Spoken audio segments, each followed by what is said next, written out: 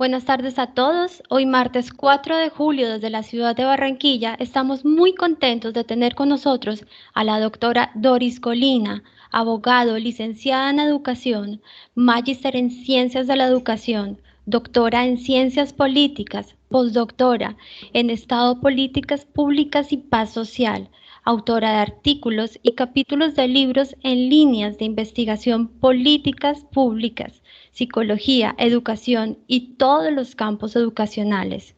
Docente con 46 años de servicio, quien nos va a hablar sobre los retos y desafíos de la formación en valores en la educación básica primaria. Ella es la doctora Doris Colina, profesora e investigadora de la Universidad Nacional Abierta y a Distancia. Doctora Colina, bienvenida. Muchas gracias por aceptar nuestra invitación, doctora Colina. ¿Cómo se encuentra el día de hoy? Muy buenas tardes. Me encuentro muy bien, gracias a Dios. Espero que ustedes también se encuentren muy bien donde quiera que se hallen en estos momentos. Y agradecida con ustedes también, pues bueno, por tomarlo a uno en cuenta o brindarle a uno esta oportunidad, mejor dicho, de poder compartir las experiencias. Agradecemos a usted, doctora Colina, profundamente su aceptación a esta invitación, ya que a través de su experiencia y conocimiento en la materia, nos brindará una visión clara y enriquecedora sobre los retos y desafíos que enfrentamos en la formación en valores. Desde el equipo de trabajo también queremos expresar nuestro agradecimiento a la tutora magíster Gloria Alexandra Orejarena Barrios por su valioso apoyo en la planificación de esta entrevista.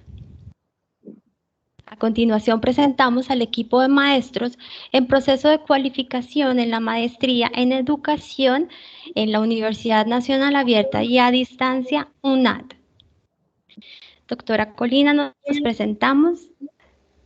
Mi nombre es Paola Medina, comunicadora y docente en investigación con énfasis en lingüística y pedagogía. A continuación le doy la palabra a mi compañero Fader. Fader, buenas tardes. Compañero John Gabriel Pinzón Salas, entonces te doy a ti la palabra mientras el compañero Fader se conecta. Bueno, muy buenas tardes, doctora Colina. Buenas tardes, compañera Paola, Fader, José. Soy John Gabriel Pinzón Salas, ingeniero de sistema de profesión y docente por vocación. Amo mucho la docencia, me he especializado en educación superior a distancia y he realizado otros estudios de maestría como pues el e-learning, aprendizaje virtual, diseño de entornos virtuales de aprendizaje y ahora pues maestrante en educación de la Universidad Nacional Abierta y a Distancia. Muchísimas gracias, Paola. A ti, maestro. Quería saber si ya Fader está con nosotros. Bueno, el docente Fader José Beltrán Ramos es profesor en primaria, es ingeniero de sistemas, al igual que, bueno, el profesor José Ángel Tapia Núñez es, creo que también ingeniero, ¿verdad? John, si no estoy mal. Ingeniero químico, pero él es ingeniero químico. Bueno, doctora Colina, hemos organizado este espacio de diálogo sobre un tema educativo de suma relevancia en nuestra sociedad. El tema es los retos y desafíos de la formación en valores en la educación básica primaria. Entonces, doctora Colina, nos encantaría escuchar un poco sobre usted, su formación y su experiencia en este campo. Y sobre todo quisiéramos escuchar cómo ha enfrentado los desafíos relacionados con la formación en valores en la educación. Bueno, bienvenido, José, por allí ya lo vi. Realmente es tema de interés para todos nosotros. Veo que la mayoría son ingenieros, ¿ya? Y tú eres comunicadora, pero también eres docente, eres pedagoga. Entonces, pero muchas veces nosotros somos docentes como bien lo decía John Pinzón, ¿verdad? Por vocación, porque somos docentes. Por lo menos yo tengo 46 años en este campo de la educación. Comencé bastante jovencita, dando mis primeros pasos, como decimos nosotros, en la educación primaria. En educación primaria estuve por 25 años dando clase con niños y luego 4 años en la rectoría de la institución. Es decir, tuve 29 años en la primaria y ya tengo casi 20 años en la educación superior. Es interesante el tema que ustedes traen a colación en esta tarde, porque es que la educación en valores, aunque inicialmente forma parte o se constituye dentro de la familia, del núcleo familiar, es allí donde realmente se aprende a ser empático, es allí donde realmente se aprende el respeto por los demás, es allí donde se conoce uno su propia identidad. La institución educativa siempre viene como a reforzar ese proceso de valores. Y en este caso, la experiencia mía ha sido bastante enriquecedora, pudiéramos decirlo así, con esta formación y sobre todo en este momento, cuando este siglo XXI nos trae a nosotros una serie de retos que partiendo nada más que por la COVID-19 que nos trastocó toda nuestra forma de vida y nuestro proceso educativo, ¿verdad? Son muchos los cambios, las transformaciones sociales que se han dado en este siglo y que nos llevan a nosotros como a reflexionar un poquito, a usar un poco más ese pensamiento crítico, es decir, a ser más críticos de la realidad social, de ese tejido social que día a día nos aborda a nosotros en las instituciones educativas. No sé si Gracias, estamos doctora bien. Colina. Perfecto, excelente. Bueno, doctora Colina, a medida que los niños crecen, deben incorporar a su aprendizaje normas éticas que les ayudan a formar su personalidad para convivir en armonía con sus iguales, con la familia y otras personas, con las que se relacionan en su cotidianidad. La educación en valores cobra sentido contribuyendo a la formación de habilidades sociales y emocionales que los preparan para ese proceso de socialización y no menos importante en su desarrollo moral y ético, con herramientas para formar el pensamiento crítico y sistemático que será fundamental para que a futuro realicen su proyecto de vida. El aprendizaje de valores tiene su base en el seno familiar y se refuerza a través de la educación escolar.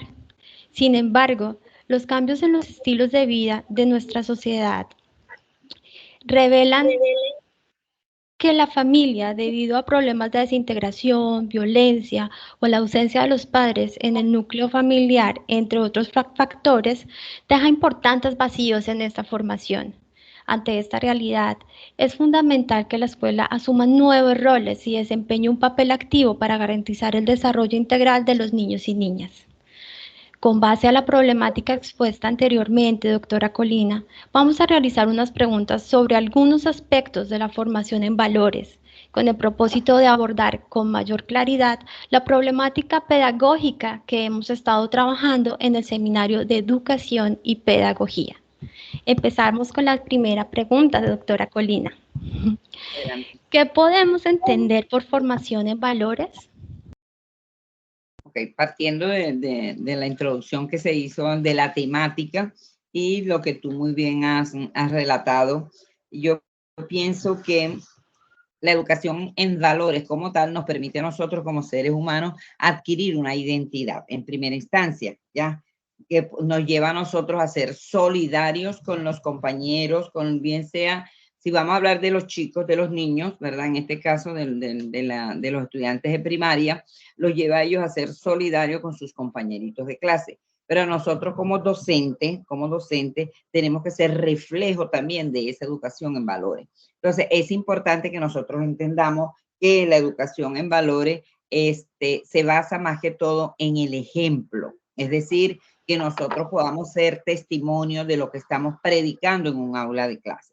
Para mí, entonces podríamos decir que esa educación en valores se va a constituir en ese conjunto ético, vamos a decirlo así, porque es que tenemos que tomar eso muy en cuenta, que va a promover, ¿qué cosa va a promover una educación en valores en un aula de clase? En primer lugar, la tolerancia, el entendimiento por encima de todas nuestras diferencias, el respeto por el otro, el respeto por las diferencias. Es importante que nosotros tengamos esa claridad como docente. Si yo como docente no tengo ningún tipo de formación en valores, aunque eso es errado afirmarlo, porque todos nos educan en valores desde la casa, pero muchas veces esos valores se va produciendo ese proceso de desvalorización, es decir, van perdiéndose esos valores en la medida en que uno va avanzando en el trayecto de la vida. Y muchas veces los docentes dejamos como a un lado pudiera decirse así, no es que no tengan promoción de valores, sino que lo dejan al lado, no le dan la relevancia que tiene el punto porque consideran más importante el proceso cognitivo en el estudiante, la adquisición de los conocimientos y dejan de un lado toda esta parte actitudinal que ellos deben forjar también. Bueno, tuve un problema técnico, pido mis disculpas a los compañeros y a la invitada, pues perdí la conexión. Les tiendo un saludo cordial, doctora Doris. Y Gracias. pues siguiendo con la línea de la entrevista,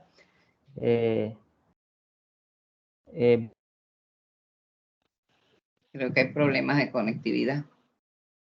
Sí, entonces, doctora Colina, voy a seguir con la pregunta que te iba a hacer el profesor Fader, y es, ¿cuál es el papel de la familia, las instituciones educativas y la sociedad en la formación en valores?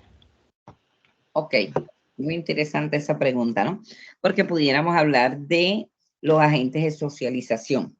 Nosotros tenemos dentro de una sociedad unos agentes de socialización que son agentes de socialización primaria y agentes de socialización secundaria. En este caso, permítanme desconectar el WhatsApp de aquí para que no me entorpezca. Ok. La familia realmente es un agente de socialización primario, al igual que las instituciones educativas. Entonces, la familia juega un papel importante, porque no debemos olvidar que es allí donde realmente se da la primera formación en valores. Es dentro de la familia. Luego de que se da ese proceso de formación en valores, donde la familia enseña lo que es el respeto, lo que es la empatía, lo que es la tolerancia, lo que es el compartir, la solidaridad que se debe dar entre pares, vamos a decirlo así, ¿verdad? Entre miembros de esa familia, viene la escuela como institución educativa a reforzar. La escuela no es la que educa en valores. La primera educación en valores la traen de la familia. Y la escuela entonces hace el proceso de reforzar esos valores y complementarlos, por supuesto. Se da un proceso donde el docente, a modo de ejemplo, a modo de modelo, vamos a decir así, como diría Bandura, ¿verdad? El aprendizaje social. Entonces, yo como docente, en los años de experiencia que tengo, yo no puedo decirle a mis estudiantes que ellos no mientan si yo miento, ¿ya? Y ellos se dan cuenta de que yo les estoy mintiendo. Entonces, no hay como coherencia entre lo que yo les estoy pregonando a ellos y lo que yo quiero que ellos realmente entiendan y se dé. Es decir, nosotros, dentro de la familia, nosotros buscamos siempre quedar a nuestros hijos de la mejor manera posible. Y como padres a veces cometemos errores también. ¿Por qué? Porque no queremos que los hijos, por ejemplo, tomen, que los hijos fumen, que los hijos, pero eso es el ejemplo que nosotros le damos a ellos en el hogar. Entonces ya se dan como antivalores dentro de lo que yo estoy predicando. La institución educativa en este caso viene a reforzar esa formación que ha traído de la institución familiar. Y allí es donde el docente juega un papel muy importante, como les digo, porque es necesario que haya una coherencia entre lo que el docente les está enseñando en valores y lo que el docente hace, no solo en el aula de clase, sino dentro de la institución e incluso dentro de la comunidad, porque muchas veces los docentes vivimos en la misma comunidad donde trabajamos. Entonces se fijan, ¿verdad? Los muchachos se fijan, los muchachos tratan de ser imitadores nuestros como docentes. Ellos tratan de hacer y querer ser algún día como el maestro, ¿ya? Quieren algún día parecerse a su docente. Y entonces, esa labor que tenemos, no solo en la familia, sino en la institución y en la misma sociedad, es la que nos va a permitir a nosotros formar los ciudadanos del mañana. Es decir, aquella persona que ayuda a cruzar aquel anciano, aquella persona, aquel adulto mayor la calle, aquella persona que ve la necesidad en alguien y le ayuda de una manera solidaria. O sea, eso tiene que ser algo, es un componente actitudinal, vamos a decirlo así, del ser humano, pero eso tiene que ir de la mano con el componente cognitivo, ¿sí? Cognitivo-conductual, y esa parte actitudinal nosotros no lo podemos dejar por fuera. Entonces, creo que sí es importante ese papel, no solo de la familia y de la escuela, sino también de la sociedad, porque muchas veces dentro de la sociedad nosotros tenemos grupos de pares, grupos de amigos y tenemos un comportamiento. Fíjense ustedes lo que ocurre con los pandilleros que se dan en muchas ciudades. Entonces, esos pandilleros dan a demostrar conductas de antivalores en lugar de valores aprendidos tanto en la escuela como en la comunidad. Muy bien, maestra Dori, muchísimas gracias. Creo que nos contextualiza pues muchísimo sobre esas responsabilidades que tienen esos agentes de socialización que ha mencionado, ¿sí? Sí, Y señor. usted ha enfatizado mucho sobre las instituciones educativas y el rol de nosotros como docentes en ese proceso de complementar la formación de valores de nuestros estudiantes. Quisiera preguntarle, maestra Dori, ¿cómo podríamos nosotros como docentes abordar de forma pedagógica los estudiantes de educación básica, ¿sí? La formación en valores? Ok, fíjate que todo viene como una hilaridad, ¿verdad? Todo viene Sí. así conectado. Como le decía anteriormente, el niño o el estudiante trata de imitar mucho al docente.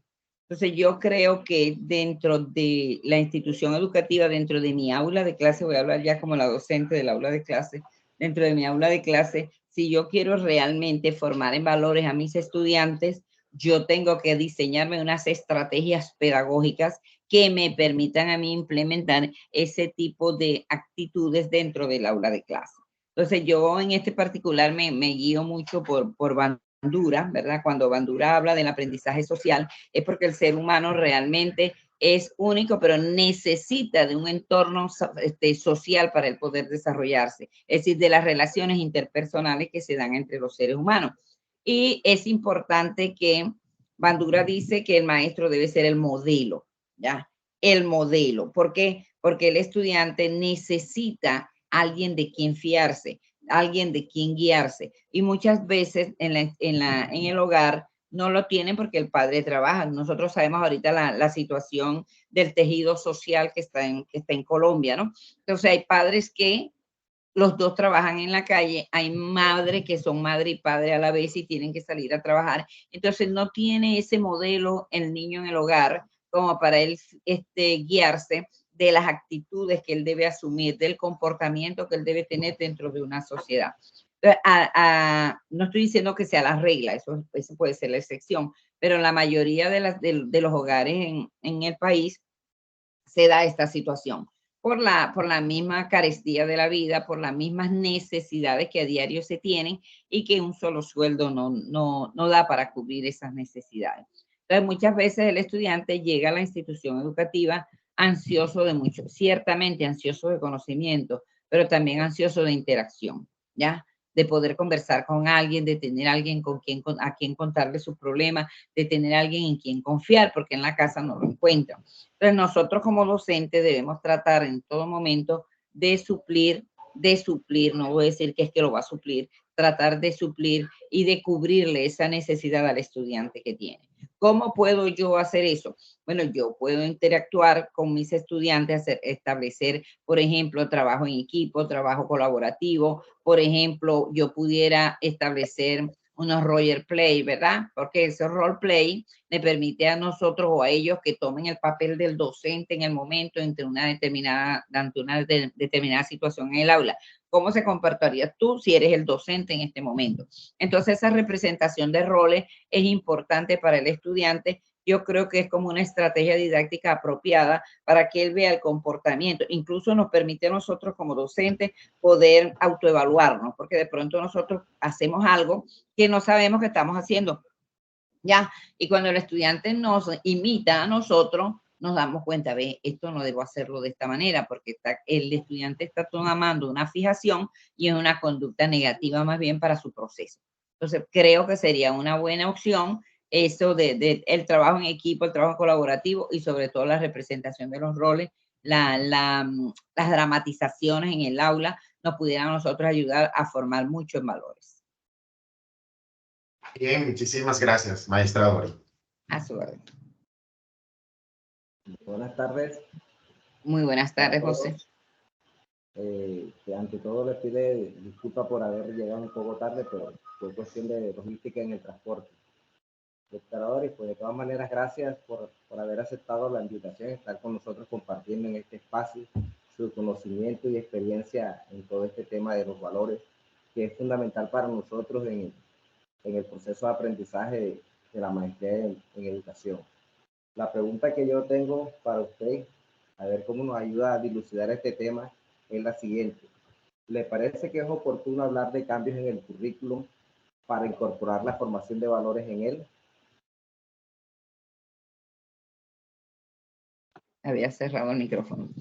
Bueno, José, la verdad es que el tema en valores o la formación en valores no es nada nuevo. Eso tiene bastante tiempo tratando de implementarse. De hecho, ya en algunos sistemas educativos se ha implementado la formación en valores.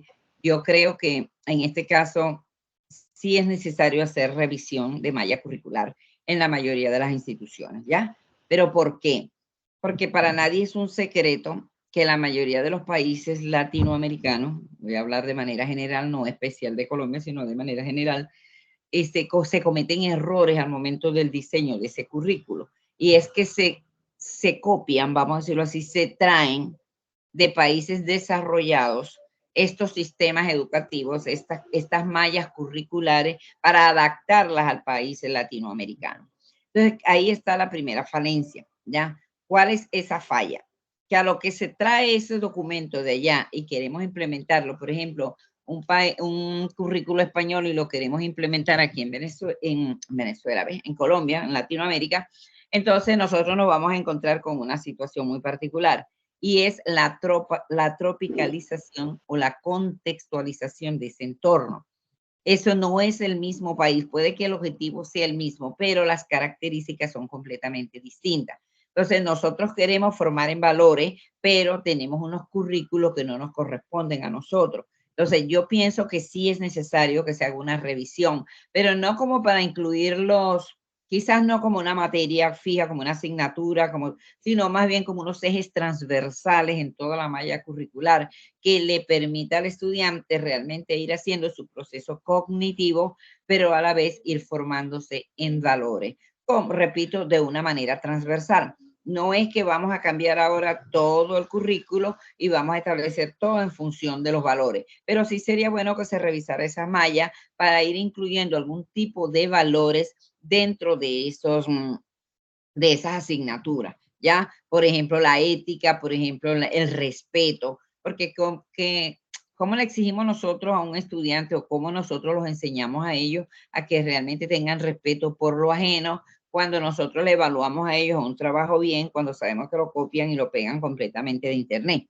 ya que no se respeta la fuente, por ejemplo? Entonces ahí nosotros estamos fallando como docentes. Es cuestión de que se articule de una manera complementaria, se pudiera decir, cada una de las asignaturas que tenemos en la malla curricular con cada uno de estos valores, ¿verdad? Irlos incluyendo en cada curso de tal manera que el estudiante, repito, obtiene su conocimiento, pero a su vez se va formando en que debe tener el respeto, en que debe tener, por ejemplo, solidaridad con el compañero o con el mismo docente, porque para nadie es un secreto que a veces ahora con las nuevas leyes que se tiene también, el docente no puede hacer mucho porque lo limitan a uno.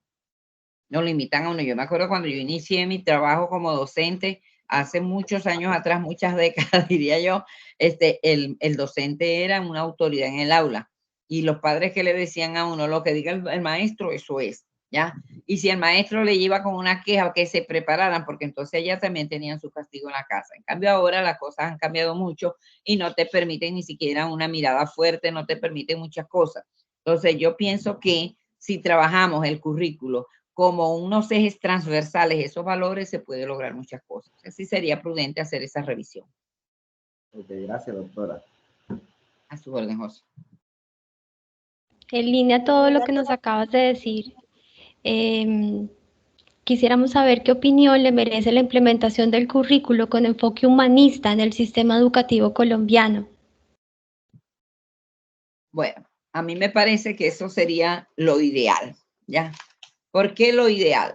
Porque es que el enfoque humanista te permite a ti poder desarrollar esas competencias socioemocionales, esas habilidades socioemocionales que debe tener el individuo. De pronto uno en el área, en el campo o en el aula de clase, se va mucho al proceso cognitivo. Es decir, es importante que el niño aprenda a sumar, que aprenda a restar, que aprenda sus operaciones básicas, que sepa qué es el aire, que sepa qué son las plantas, qué sé yo. Pero dejamos de lado si el niño ha comido, dejamos de lado si el niño tiene la familia, tiene el afecto de la familia, tiene demostraciones de cariño de la madre, con quién vive el niño. Entonces son cosas que se dejan de lado. Entonces cuando nosotros nos vamos al enfoque humanista, este enfoque humanista lo que quiere es fortalecer unas competencias blandas, ¿ya? Entonces, cuando hablamos de unas competencias blandas, nosotros tenemos que hablar de un liderazgo, nosotros tenemos que hablar de una autoestima, nosotros tenemos que hablar de una empatía por los demás. Entonces, yo creo que sí, que pienso, estoy casi segura, pero bueno, uno no es el ministro de Educación ni nada de eso, ¿no? Pero pienso que eso es por donde debería ir enrumbada la educación para poder lograr muchas cosas positivas en estos sistemas educativos. Es necesario que se dé esas habilidades socioemocionales en el estudiante y no nos concentremos solamente en el proceso de aprendizaje. Tienen que ir de la mano, es decir, deben ir uno al lado del otro, pero es necesario que nosotros desarrollemos esas competencias blandas también en nuestros estudiantes. Y eso lo podemos hacer es a través de ese enfoque humanista. Muchas gracias, doctora Doris, por su respuesta. Bueno, pasando a otro tema, el tema de la calidad educativa es algo que está muy presente hoy en día. Entonces, en ese sentido, quisiéramos saber cómo la formación en valores puede contribuir a la construcción de una educación de calidad. Bien, en este caso es importante también que nosotros tomemos en cuenta que la sociedad es cambiante, ¿ya? La sociedad lleva esas transformaciones del día a día. Este siglo XXI, yo pienso que fue como una transformación completamente radical, diría yo. Eso fue, me parece que en el inicio íbamos así como poco a poco y este fue algo abrupto, pues todos esos cambios, esas transformaciones que se han venido dando. En este caso, yo considero que si nosotros queremos construir un mejor mundo, es decir, un mundo para vivir mejor, vamos a decirlo así, debemos partir necesariamente de la institución educativa. Es decir, en la institución educativa, cuando nosotros formamos en valores, formamos ciudadanos para la vida, ¿ya? Formamos ciudadanos para el comportamiento, la interacción con los demás dentro de una sociedad. Entonces, esa interacción con los demás te va a permitir a ti un roce, vamos a decirlo que cotidiano, es decir, un estar de tú a tú prácticamente en todas las funciones que cumples dentro de la sociedad. Ahora bien, ¿cómo esta educación en valores puede llevar a la calidad? Claro que sí, a la calidad de la educación. ¿Por qué? Porque como nosotros somos constructores de nuevas generaciones, vamos a decirlo así, nosotros construimos la generación del futuro, construimos los nuevos ciudadanos que deben estar, si nosotros realmente hicimos una labor de construcción y de formación en valores, ellos deben preocuparse incluso hasta por el ambiente, ¿ya? Por estos procesos climáticos que está deteriorando cada día más en la tierra, como diría el Papa, ¿verdad? El Papa Francisco, el hogar común. Entonces nosotros tenemos en este caso que aportarle a que los estudiantes que nosotros estamos formando sean en primer lugar estudiantes con pensamiento crítico, que les permiten a ellos reflexionar, darle respuesta a los problemas sociales que tenemos nosotros en la comunidad o en la misma sociedad. Buscar como alternativas de manera creativa para dar resolución a las situaciones que se están dando. Si nosotros formamos en valores, estoy seguro que la calidad de educación nos va a cambiar, pero por completo, porque ya nosotros hemos sembrado en estos estudiantes la semilla, vamos a decirlo así, hemos colocado en ellos la semilla de la preocupación por el mundo mejor, la preocupación por vivir en un mundo descontaminado, la preocupación por vivir en un mundo donde haya igualdad, la preocupación por la tolerancia. Entonces, ya eso te implica a ti una educación de calidad. ¿Por qué? Porque te va a llevar a una calidad de vida mejor también. Muy bien, maestra Dori. Creo que en su diálogo con nosotros usted ha venido y nos ha venido compartiendo muchísimas reflexiones de su experiencia, de lo que recogemos en el contexto, a partir pues de del desempeño que tenemos como docentes en las instituciones, etcétera, etcétera. Pero ahora quisiera que lo llevamos al plano externo. O sea, quisiera preguntarle, ¿cuál es el impacto en la sociedad de una educación basada en valores en las instituciones educativas? Creo que en la pregunta anterior usted nos hablaba y nos referenciaba de la formación para los ciudadanos para la vida. Y pues no sé si eso pues tenga coherencia o relación con lo que le estoy preguntando sobre este impacto que generamos nosotros al formar en valores en las instituciones educativas. Claro que sí, John, claro que sí.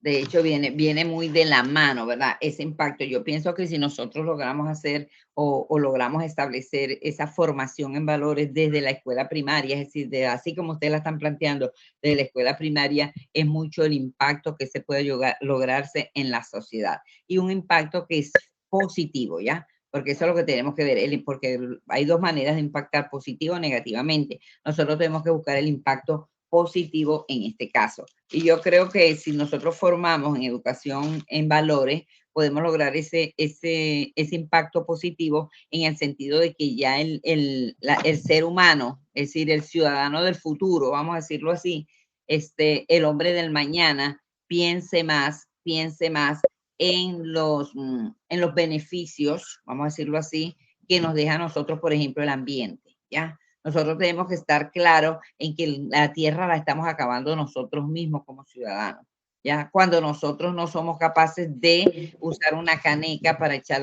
los desperdicios, cuando nosotros, o sea, no cuidamos el ambiente de ninguna manera. Y yo creo que si nosotros formamos en valores el respeto, repito, la igualdad, la solidaridad, esos chicos que se están formando van a ver la oportunidad de poder ellos salvar, no vamos a decir al mundo, porque no nos vamos a poner al estilo de Pinky Cerebro, la comiquita, ¿no? Pero sí al punto de que nosotros podamos ver cómo transformar de una manera positiva a esta sociedad y hacerla más consciente, que tome más conciencia de los efectos que nosotros mismos como sociedad estamos causando, de los estragos que le estamos haciendo a la sociedad en la cual nosotros estamos viviendo.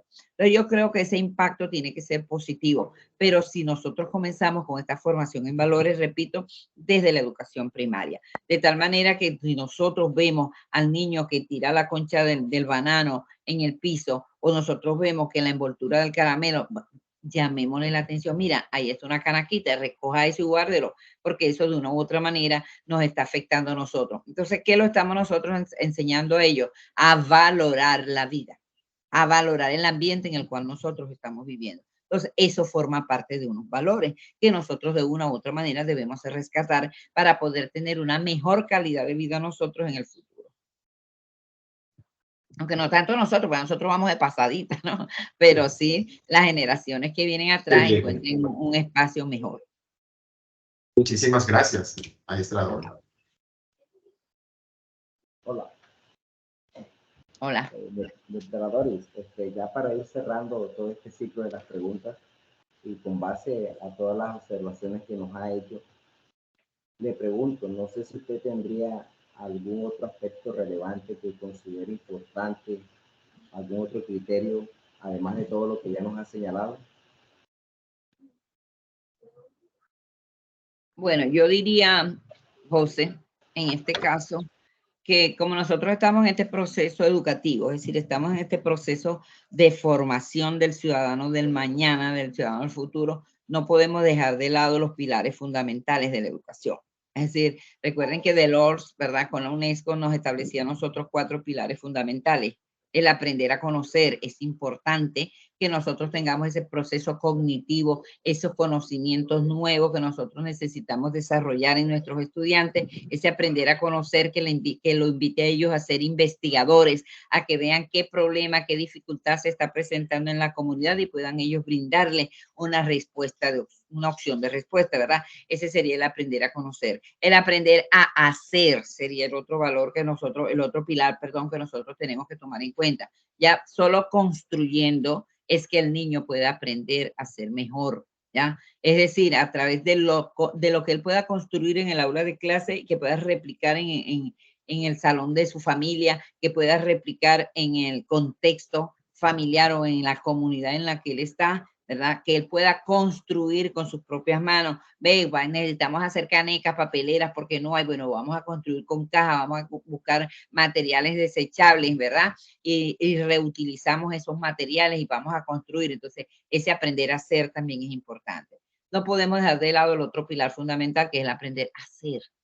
Que soy yo, es mi entidad, es mi personalidad, es mi identidad la que yo necesito recalcar aquí. Entonces, en ese proceso de el aprender a ser, es que nosotros los docentes somos el modelo especial para ellos. Ellos quieren ser como nosotros. Entonces, nosotros tenemos que servirle a ellos de modelo, Ve, yo quiero ser como es la maestra Dori, ve, yo quiero ser como es el maestro John, yo quiero ser así. Yo quiero en un futuro poder generar un bienestar a mi comunidad, a mi sociedad, a través de este proceso que yo estoy formando. Y finalmente, por supuesto, el aprender a compartir, ¿ya? El aprender a convivir, nos dice Delors. Entonces, es importante que nosotros como esta formación en valores nos lleva a nosotros a conocer esta diversidad de valores que existen. Entonces, aprender con ellos, ¿verdad? A que los estudiantes aprendan a convivir, el respeto por el otro, el respeto por las diferencias, la igualdad, la solidaridad, la fraternidad, que incluso hay conductas prosociales que uno establece dentro de un aula de clase. Entonces, yo pienso que sería, bueno, no sé si estoy desenfocada, pero me parece importante porque por todo el campo educativo, ¿verdad? Es importante que siempre resaltemos esos 4 pilares fundamentales y creo que desde la educación, en la formación en valores, no se pueden dejar de un lado esos 4 pilares fundamentales de la educación de la UNESCO. Gracias, señor Doris, por su respuesta. ¿Me oyen? ¿Me escuchan? Perfectamente. ¿Ustedes me escuchan? ¿Sí me están escuchando? Sí, Paola, sí, yo te escucho bien. Perfecto. Yo veo mi micrófono como si estuviera cerrado, que por favor, disculpen. Gracias. Bueno, Colina, agradecemos nosotros su tiempo, sus saberes y su experiencia, ya que estos aportes que hoy nos haces brindan una perspectiva enriquecedora y práctica para comprender los retos de la formación en valores. Gracias por su amabilidad y gracias por la claridad en sus respuestas. Esperamos poder contar con su colaboración en el caso que haya necesidad de ampliar la información obtenida el día de hoy. Mil gracias, doctora Colina. Ok, a la orden, sí, siempre a la orden. Siempre cuando tenga la disponibilidad, a la orden. Llevo sabe dónde contactar. Gracias, muchas gracias, doctora Colina. Ahora voy a invitar al compañero John Gabriel Pinzón para que brevemente nos comparta la síntesis de esta entrevista a manera de conclusión. Bueno, muchísimas gracias, Paola, y pues nuevamente a la maestra Doris Colina por compartirnos su conocimiento. Creo que nos retroalimenta la problemática que hemos venido analizando en el desarrollo de este curso en la maestría desde que iniciamos pues el periodo académico. Y creo que nos da muchísimos aportes a esas ideas que nosotros hemos venido construyendo y deconstruyendo también en el foro, pues en el diálogo que hemos tenido en cada una de las actividades que hemos realizado. Quiero resaltar algunas ideas importantes del diálogo con la doctora Doris Colina. Referente a la educación en valores, pues me llama la atención y quizás a todos cuando ella nos dice que la educación en valores nos permite adquirir una identidad, ¿sí? Nos pone el ejemplo que como docentes somos reflejo de la educación en valores y somos ejemplo para nuestros estudiantes.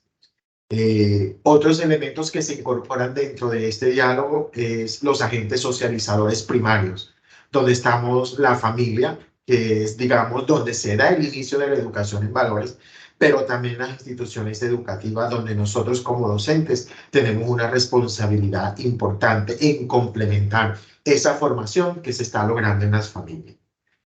Otro elemento que creo que nos toca mucho a nosotros como docentes son esas estrategias pedagógicas y didácticas que nos permiten a nosotros pues realizar esa intervención de formación en valores. Resaltaba ella pues el trabajo en equipo, el juego de roles en el que podamos ver cómo nos están viendo nuestros estudiantes a nosotros, a ver si también nos puede servir de autoevaluación para que nosotros mejoremos en ese ejemplo que le estamos dando a nuestros estudiantes en la formación en valores. Son estrategias, digamos, pedagógicas que resalta nuestra maestra y que creo pues son aplicables en cada uno de nuestros contextos. Otro elemento importante que resalta acá y es ya referido al currículo, cuando establece la importancia de establecer la formación en valores como eje transversal de los currículos, más que un curso de formación en el que se pueda aprobar, y que no significa que vayamos a transformar todos los currículos en las instituciones de educación, sino de que se pueda ver el reflejo de transversal en los diferentes cursos de desarrollo pues, del área disciplinar de los estudiantes, esa formación en valores. ¿Sí?